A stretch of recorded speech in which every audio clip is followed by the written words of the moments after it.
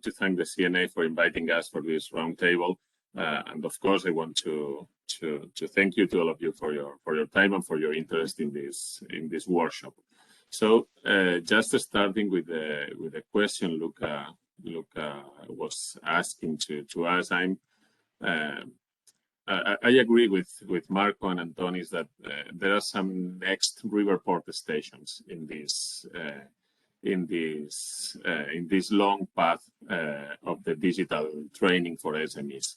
And I do agree at the same time that first, I think we have to consider that the context is volatile. So it's important because SMEs need to adjust constantly, to their own sector transformation patterns. Even if we talk about retail, if we talk about, let's say, workshops for the automotive traders or restoration or some other sector. So that's important. Context is volatile, so they have to adjust constantly. The second thing for me is that we need to focus on a long-term commitment. And Marco was pointing out the same point. This is not a short shot for SMEs, but we have to continuously put the vocational training within the core business of their own strategies, even if they are short-term strategies. And the third one, which I think it's also a challenge for SMEs, is that we have to try to help them to trickle down the digitalization to the whole organization. And that's also important. The whole employees of our SMEs companies have to upskill to digital competencies and skills in the next months or years to come. So I think it's a huge next step for our river port. But of course, I think that's a challenge for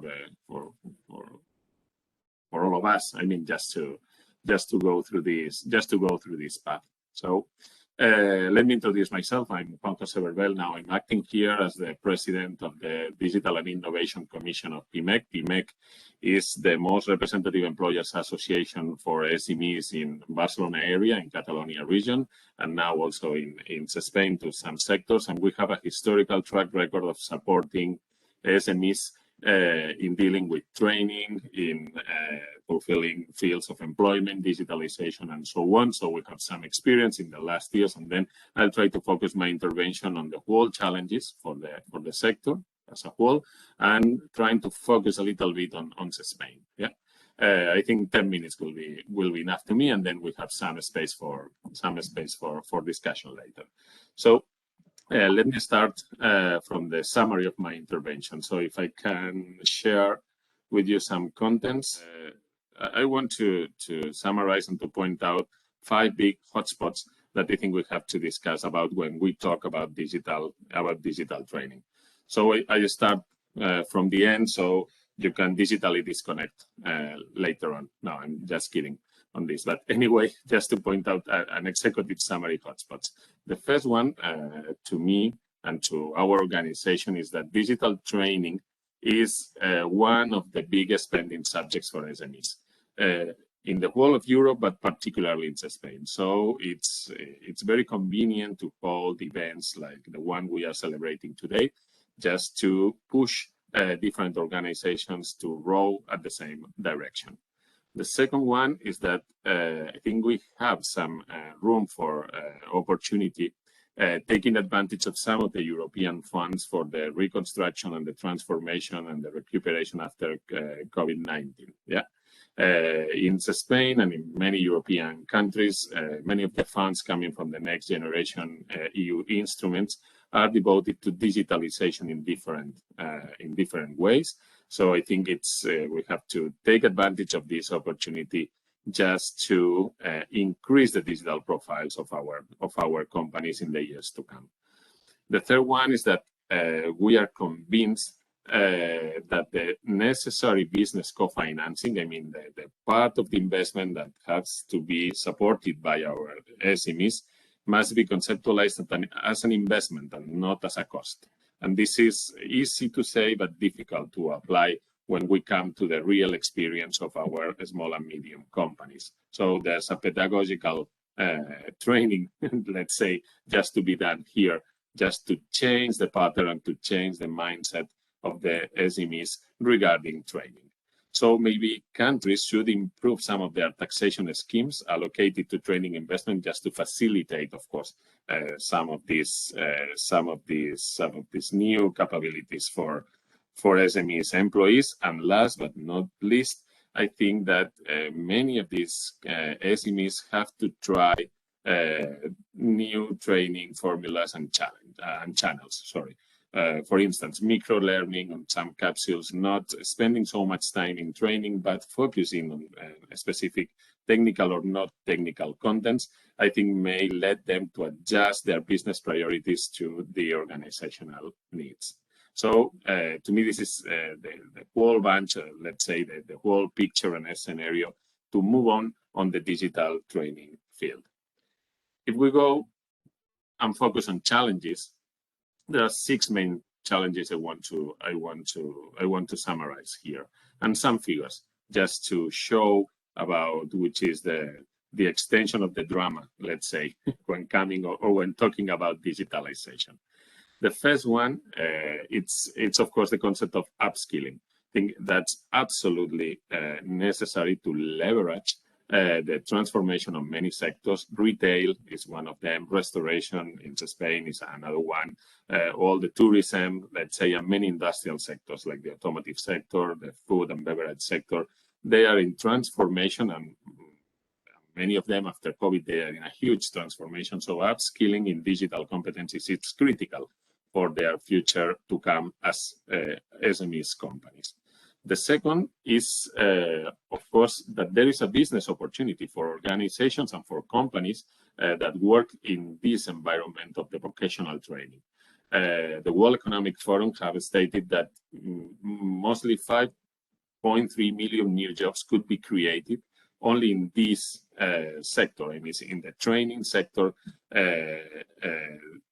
devoted to digitalization, skills, competence, and so on. Maybe it's global, of course, maybe it's a little exaggerated, but at least there's clearly a business opportunity even to increase the footprint of companies devoted to digital training.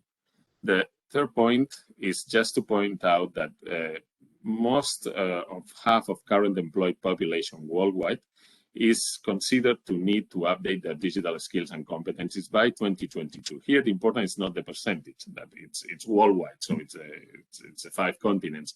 But I think which is interesting from the World Economic Forum is the date. I mean, the deadline.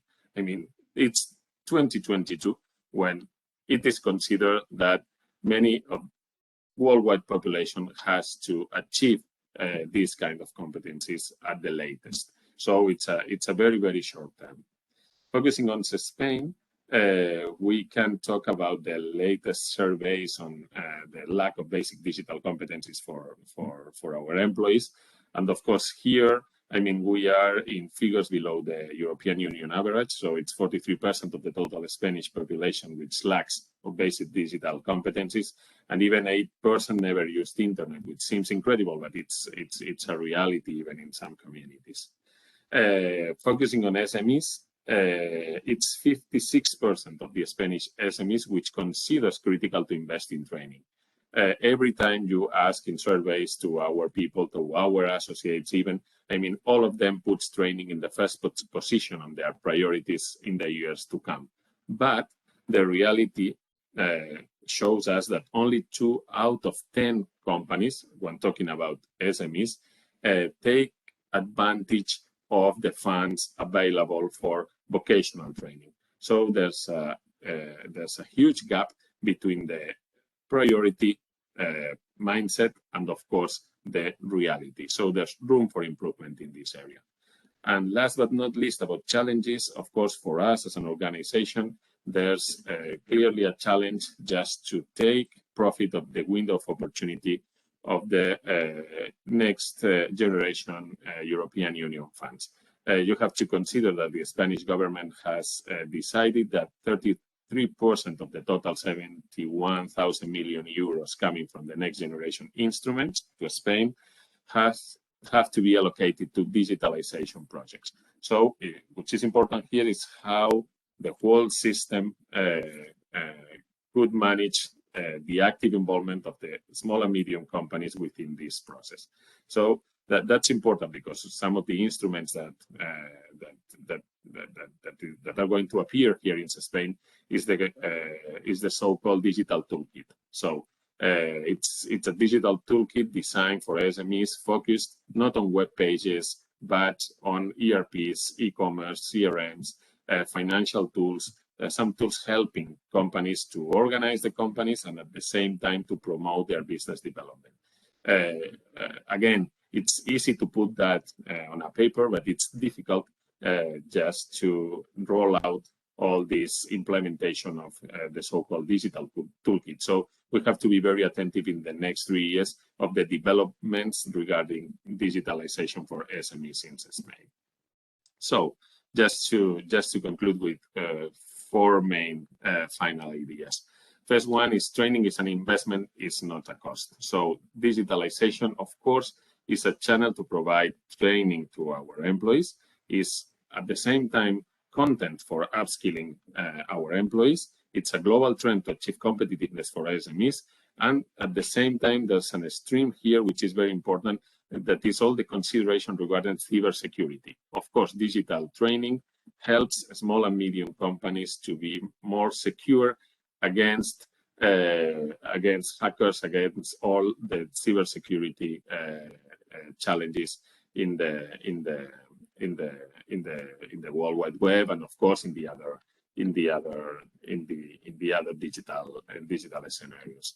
So of course, what we are trying to promote within SMEs is that let's go deeply into digital training contents that will improve your general efficiency as a company, that will at the same time generate engagement and motivation from the employees, so the turnover of employees will be lower, and that will help you just to attract a pool of talent which will remain in the company because they are engaged through the means of training as a whole, but on digital training specifically. Digital training will help you to gain reputation as a brand, and of course, at the same time, that will create social value within your local community. So I think SMEs have to stress on a distinctive asset from them, that is how you contribute to create social impact to your local community. So digitalization at the same time helps your relationship with your local community. So the impact is so positive on that. And that's all about my presentation. So I will be glad just to ask some other questions or discuss with the other panelists. Thank you very much for your attention.